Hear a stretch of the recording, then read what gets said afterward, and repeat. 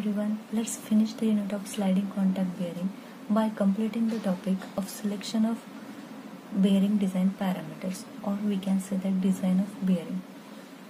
Now in primary stage of design of hydrodynamic journal bearing, it is required to select a suitable value for following parameters or given parameters. The first is length to diameter ratio, then unit bearing pressure, then startup load, radial clearance and minimum oil thickness. So let's discuss about these parameters one by one. Now length to diameter ratio, we have seen this parameter in Raimondi and Boyd method. It is very important ratio which affect on performance of bearing. So here we have two diagrams of length to diameter ratios. In first diagram, the length to diameter ratio is 2 and in second, the length to diameter ratio is 1. If long length bearing is used, then what happens? The average pressure of the fluid film is increases.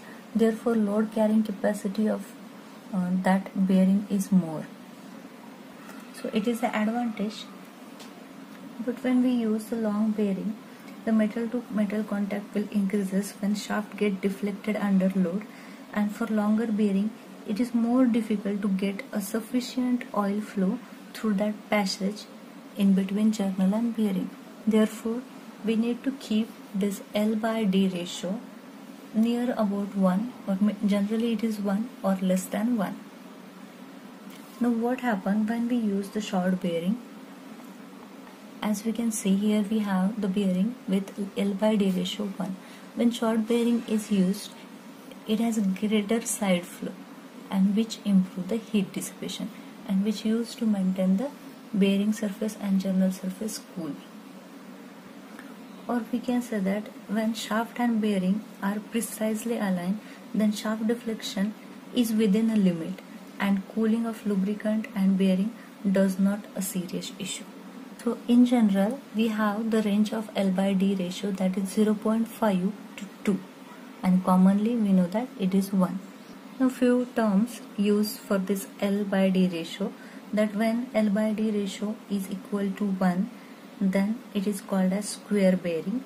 When the L by D ratio is more than 1, then it is called as long bearing.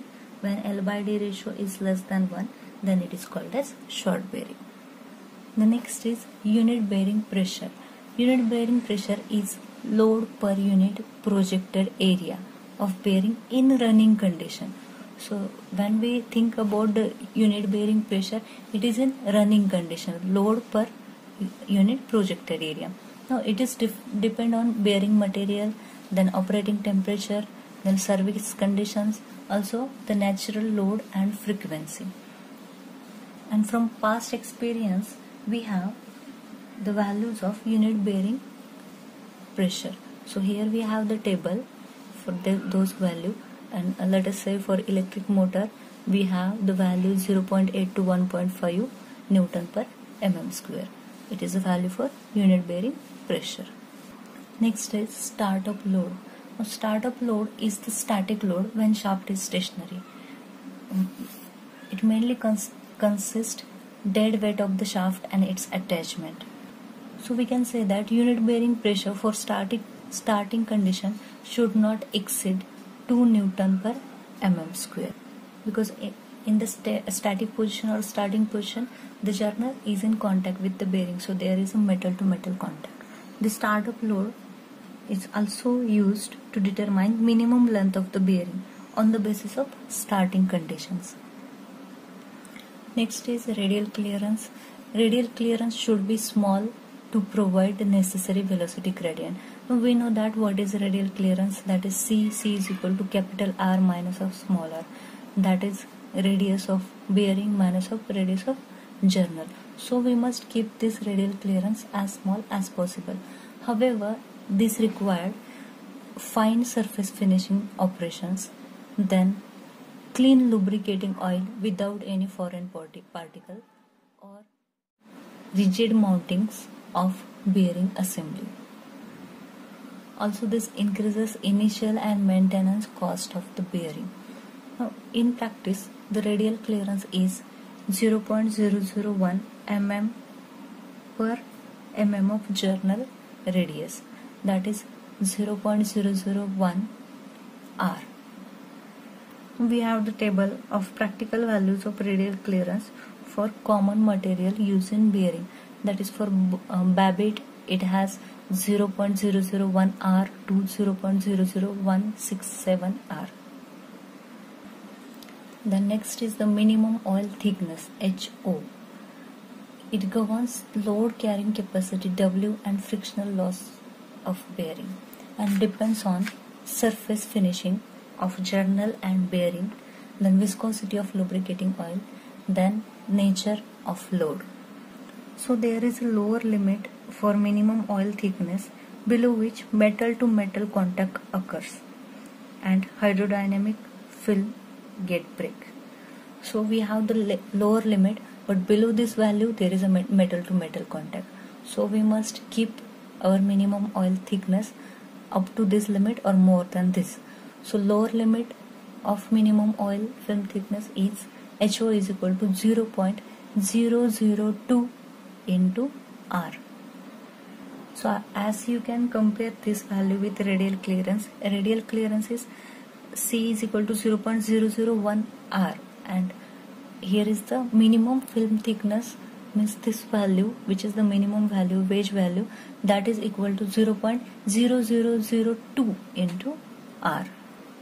Last is maximum oil film temperature. Now in general, lubricating oil tends to oxide when operating temperature exceeds the limit of 120 degree. Also the surface of like Babbitt bearing tends to soften at 125 degree temperature when the pressure range is 7 Newton per mm square, or it will become softer at 190 degree temperature when pressure range is little lower, that is 1.4 Newton per mm square. Therefore, the operating temperature should be kept within this limit.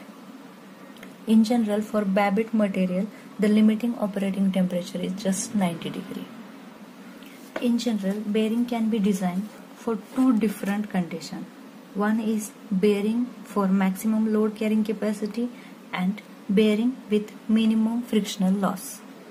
And we have the optimum value of ratio HO upon C for this condition. So here we have the table for maximum load and minimum friction condition. So in this way, by selecting a suitable values of this parameter, we can able to design a journal bearing. I hope you get the concept. Thank you.